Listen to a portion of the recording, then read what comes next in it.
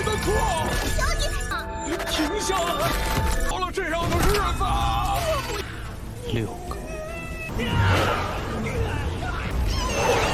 个，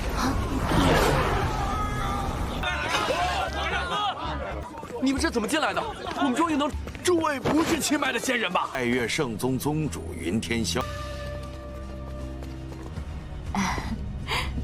有事便和我说。如此，那诸位在这儿先帮我爱乐圣宗。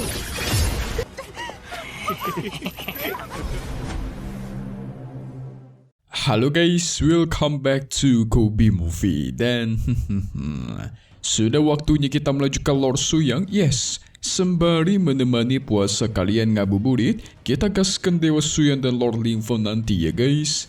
Nah, di part 113 hari ini, kita semua bakal melihat Suyang menemui ketua sektenya Taiyue. Tetapi sebelum itu Suyang dihampiri oleh satu warga guys. Waduh, kenapa tuh? Nanti juga ada seorang wanita yang mencoba menyerang Suyang. Berakhir Suyang tekan dengan kekuatannya. Siapa coba wanita ini? Ini bakal seru ya guys. Proses pengungkapan monster yang terjadi di dunia Cimai. Biar kalian gak bingung, kita tarik ulur sedikit dulu buat part kemarin, di mana kita semua sudah melihat Suyang akhirnya mengembalikan ingatan sang ibunya Yang Nian. Jadi sekarang dia sudah seperti manusia biasa, cuma memang tubuhnya saja yang masih seperti monster. Barulah setelah itu, Suyang ditemui oleh seorang pria misterius menggunakan seruling yang bisa menekan para monster. Namanya adalah Kouthui. Kouthui mengajak Suyang dan kawan-kawannya untuk datang ke dunia kecil di sekte Taiyue-nya. Katanya sih di sana sudah ada banyak orang yang selamat dan hidup damai begitu lama. Tentu saya penasaran dong akan dunia kecil tersebut. Apakah benar aman dari para monster? Lantas siapakah ketua sekte Taiyue yang tidak ingin menolong Moshi ketika mereka diserang oleh para monster?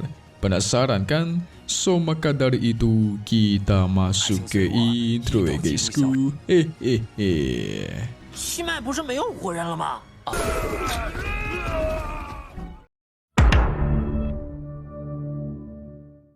Singkat cerita, Suyang dan kawan-kawannya dibawa oleh Kouthui. Kouthui menceritakan tepat puluhan ribu tahun yang lalu, para praktisi makhluk abadi melarikan diri ke dunia kecil untuk menyelamatkan diri dari serangan para monster.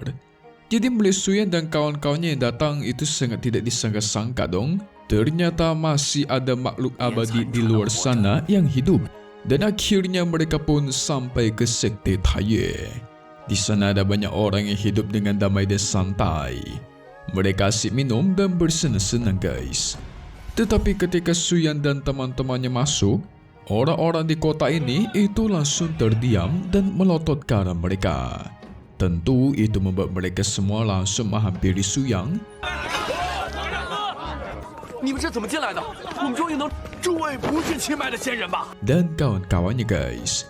Soalnya kita tahu Suyang dan teman-temannya itu berasal dari dunia luar. Jadi para rakyat ini penasaran dong, gimanakah keadaan luar sekarang? Apakah masih bisa ditinggali ataukah tidak? Mereka begitu antusias, begitu ambisius, bayangkan aja guys. Mereka di sini sudah puluhan ribu tahun, tidak pernah melihat orang dari luar. Maka gak heran mereka semua jadi kepo ya kan? Penasaran gimanakah Suyang dan teman-temannya bisa masuk ke sini? Ada banyak sekali hal yang ingin mereka tanya, tetapi Kouthui memperkenalkan Suyang dan teman-temannya sebagai tamu yang terhormat, maka harus diperlakukan dengan baik. Tapi gak lama dari itu, muncul seseorang yang terhormat di kota ini bernama Yun Tianxiao. Tianxiao ini adalah pemimpin dari sekte Taiyue guys, yaitu sekte ini. Tianxiao pun mengajak Suyang untuk ikut dengannya, meminta Suyang dan teman-temannya mewajarkan tindakan para rakyatnya ini, karena ya memang sudah lama mereka tidak pernah menemui orang dari luar. 爱乐圣宗宗主云天霄。 Awalnya sih Suyang terdiam ya, tetapi akhirnya dia ikut pergi bersama sang ketua sekte. Singkat cerita, Suyang dan teman-temannya diberikan tempat penginapan khusus. Yan yang kepo sekali, semua yang dia lihat, dia sentuh, bahkan dia minum langsung dari teko guys. Hahaha.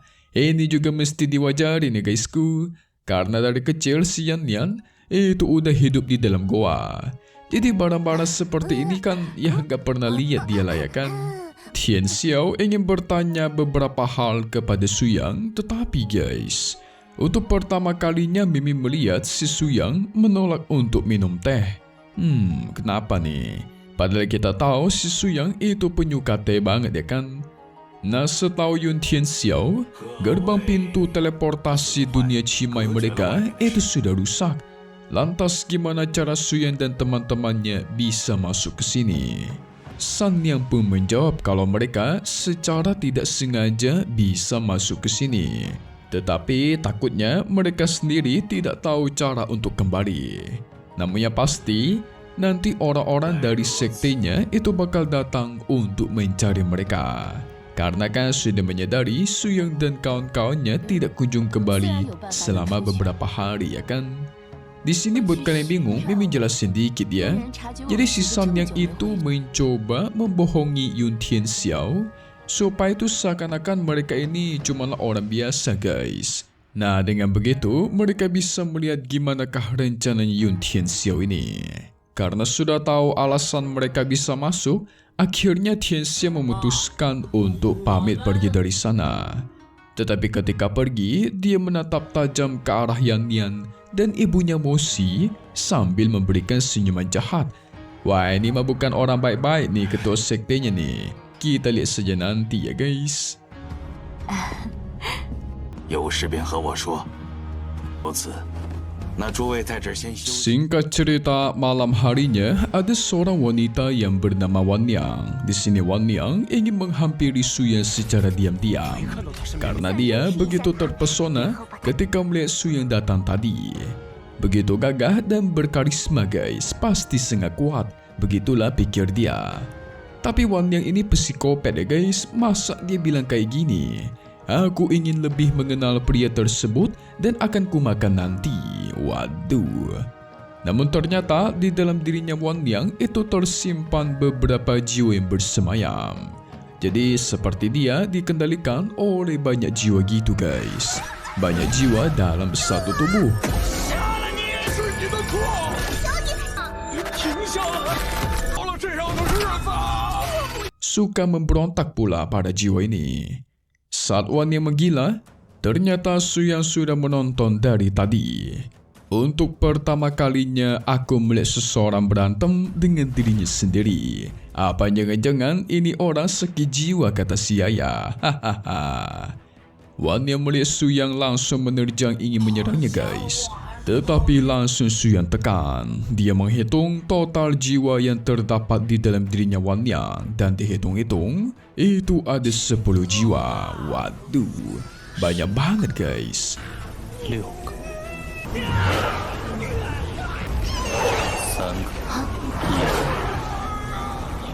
Namun tiba-tiba muncullah rantai yang langsung mengikat Wan Yang. Ternyata itu berasal dari sang ketua sekte. Di sini ketua sekte langsung meminta maaf kepada Suyang atas kejadian kali ini karena dia merasa lalai sudah membiarkan orang lain masuk ke kediamannya Suyang. Sengaja dibiarin masuk kali. Hehe. 一些仙人神智上有些不清，今年大家出不去，帮我太岳圣宗。 Sementara itu Wan Yang pun akhirnya dibawa ke tempatnya Tian Xiao. Tian Xiao memerintahkan para anak buahnya untuk terus mengawasi Suyang dan kawan-kawannya. Tentu itu membuat para anak buah bingung dong. Kenapa mereka harus repot-repot memperlakukan Suyang dan kawan-kawannya begitu baik? Tinggal kita serang saja dan kita tangkap kan bisa ya kan? Jadi ceritanya si ketua sekte ingin membiarkan Suyang dan teman-temannya bersenang-senang dulu guys bersama mereka. Nah, nanti udah ke bawah senang nih, mereka bisa dikendalikan. Yun Tian Xiao memiliki rencana jahat. Dia pengen tahu gimanakah cara Suyang dan teman-temannya bisa masuk ke dunia Cimai. Kalau sudah tahu cara masuknya, otomatis tahu cara keluarnya. Nah, kalau sudah tahu nih, Dia bakal membuat dunia lain seperti dunia Pamai atau dunia Cimai sama seperti dunia Cimai mereka, yaitu hancur diserang oleh monster gila. Wah, ini orang jahat banget nih guys. Ternyata mereka ingin menghancurkan tempat lain sama seperti apa yang terjadi di tempat mereka. Tetapi untuk sekarang mereka ingin menikmati makanan yang ada, yaitu ingin memakan Wang Nian. Wang Nian pun mereka makan guys. Ditangkap, dihancurkan tubuhnya. Ngeri sekali. Ternyata mereka semua di sini itu adalah monster ya. Cuman mereka ini monsternya lebih tinggi tingkatannya. Memiliki pikiran, bahkan bisa mengendalikan emosi. Yang mengejutkan Mimin lagi adalah sang ketua sekte sepertinya juga memiliki beberapa jiwa di dalam dirinya. Karena tiba-tiba salah satu jiwa di dalam dirinya itu mengatakan guys, kau masih hidup ya, istriku tercinta. Apa? Istri tercinta? Apa jangan-jangan dimaksud adalah si Moshi guys?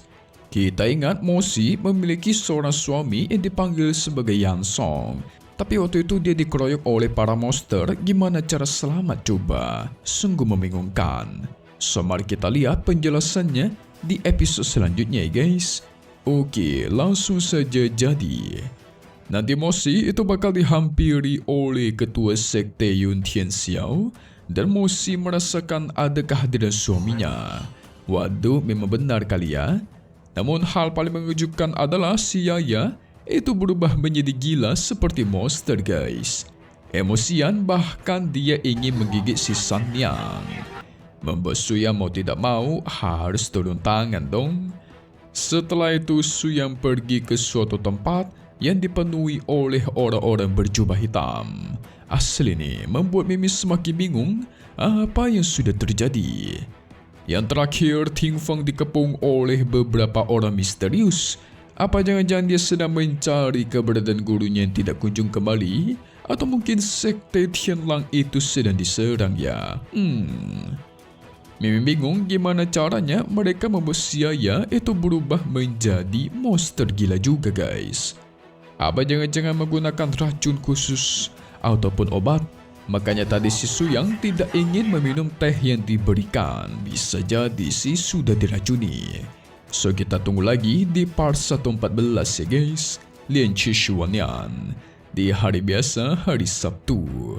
Tapi satu hal yang pasti, yes, cuma di sini ya guys, Kobe Movie.